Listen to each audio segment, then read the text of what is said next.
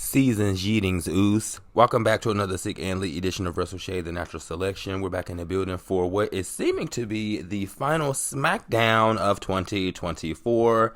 Tonight in Tampa, Florida, we start the show off with the queens. The Glow Queen, Naomi. The EST Queen, Bianca Belair. And Bayley, Pam, is in a 3-woman tag team match against Nia Jax, Tiffy Time, and Candice, who invited Lou Ray, bitch. I'm just really starting to despise the fact that now within the show, we are not making any more leads on who attacked Jade. We're always kind of glossing over it. Bianca is giving us the same lines. Oh, we're going to find out. Don't worry. But right now, we got to focus on this because I know it was Nia. I know it was Candice. I know it could have been Tiffany. I know it was Liv. And it's just like Naomi, she be saying the same thing sometimes too on her end. Well, yeah, I know we got to find out who attacked Jade, but now I got to focus on my match coming up next, okay? And now we have Bayley to help. It's like, somebody knows something, bitch, and y'all is not spilling no tea.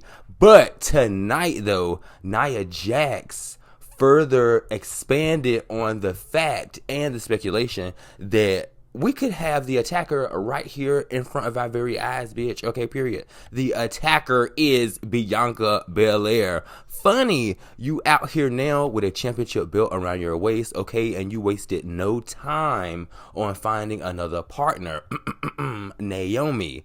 Bianca, let's stop the games, let's stop the shenanigans, and you need to come on forth to admit that you were the one that attacked Jade. She's bigger than you, she's better than you, she's stronger than you, okay? You were jealous and you just couldn't take it anymore, so your ass snapped. And you guys, it's no shade. We have come to this speculation within some of our videos, okay, period. We've talked about Bianca possibly being the attacker of Jade Cargill. But I really thought this was spicy tonight because Nia Jax kind of hit the head on the nail, bitch. Okay, period. And poor Tiffy Time. Like, Nia Jax really disrespected her and really played her to her face, talking about, well, Tiffy is not smart enough, or, you know, given the aspect of, do you really think Tiffany could have orchestrated an attack on Jade? Please, they couldn't even win a match. It's so late how they doing her. And then Candice in the background. Still, it just, girl, nobody has invited her nowhere, and she's still in the mix. No shade, though. At the end of the day, I thought this was a pretty good match. I absolutely love how Nia just enforces her character, and she's always talking trash. She's always mocking. She's always taunting in the ring. She was talking smack to the referee. Like, I just love the way she's like an in-ring bully a little bit. And tonight, she did a pretty good job in her match. Naomi definitely redeemed herself in this match tonight, okay? She hit all of her moves on the button, and for me, I really didn't see any botches.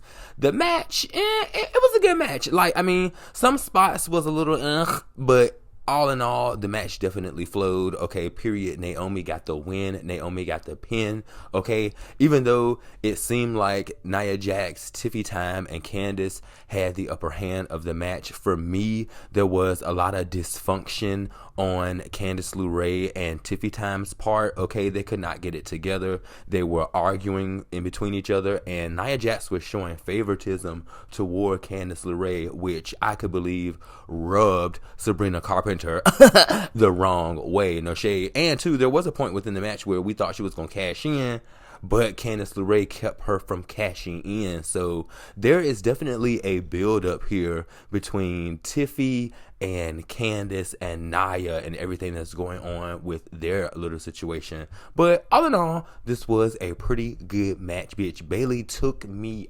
out. Coming in with Bianca and Naomi dancing, skipping, acting like she was a part of the mix, bitch. Also, too, though, when we think about this dynamic, okay, period, and we think about how Naomi is still caping for Bayley, I really feel like Bianca maybe feels some type of way about that. Also, too, Bayley still really hasn't responded and or gave us any response to how she feels about Naomi being the tag team champ with Bianca. Like, everything looked good now, okay, on the surface, but I could guarantee you it's something going on the back end, because you guys, I think it is key and it is clue here that we point out, okay, is Bianca cool with Bayley? Like, the segment that they had before they went out, before their match, backstage, it's just giving Bayley was trying to like chum up to Bianca, like, we cool. And, you know, it kind of put Bianca on the spot, but she kind of gave Bayley a thumbs up and was like, yeah, we cool. And they all kind of just danced out there.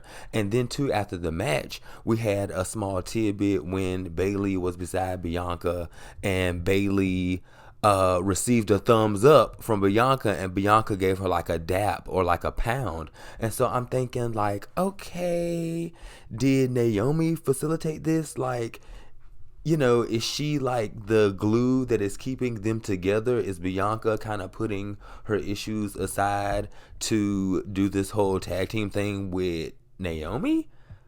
You know what I'm saying? Like, will Jade see that as her being two-faced it? Also, too, like I said, Bayley is in the mix. Like, we still don't know what she feels on the back end as well, because it's still a little bit of tension, but I think Bianca is just playing along to get along. It's pretty. Baby, let me tell y'all something. If you guys are ready to paint America red, white, and green, along with Chelsea Green and Piper Niven, you guys can go ahead and carry your asses, okay? Period. If you're going to sit here and say that Chelsea Green segment, the Chelsea Green celebration, was a good segment, you're crazy. I'm sorry. I know I might lose some followers. I know I might lose some subscribers. Girl, I know this might get a thumbs down. But baby, that segment was trash. Oh my God. And guess what? I blame you. Okay, period.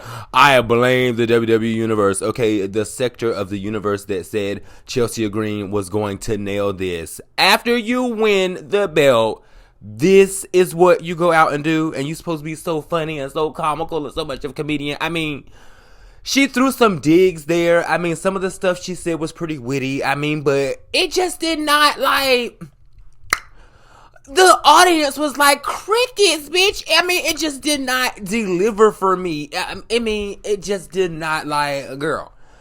It did not give me the female R-Truth that I thought I would possibly see. It's just like, what? What?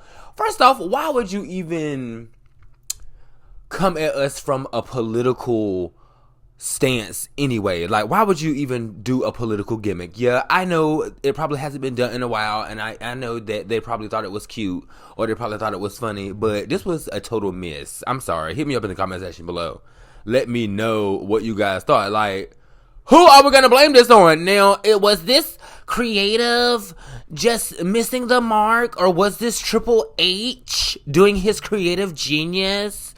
Or was this Chelsea Green? Did they just let her do this? Did they let her take the wheel? Okay, did they let her take the bull by the horns and just let her go with what she wanted to do for this segment? Like, girl, what was that? And then Mi Chin come out here looking like Drew McIntyre's cousin with this kilt, with this slit in the kilt, girl, and these socks over top of the shoes, girl. It was just like, girl, who is this gremlin that came out here with this kendo stick? Anyway, I don't know. That whole segment to me was just thumbs down to the ground, bitch. Like, Chelsea was, it was just, it was not funny. Maybe I need to watch it again and just really sit down and dissect everything she said and just like really get into her character. I mean, she was serving us Lady Liberty, but it was giving Lady Lame. Okay, period. Like, it was just not doing it for me, you guys. I'm sorry. It just was not doing it for me. I'm sorry. There, I said it. Please, I could not go to sleep without getting this off my chest. Period. Oh my God. Ooh, I'd have been down bad in them trenches, had to ride with that stick. Ooh, who gave you pills? Who gave that dust? Pluto Central.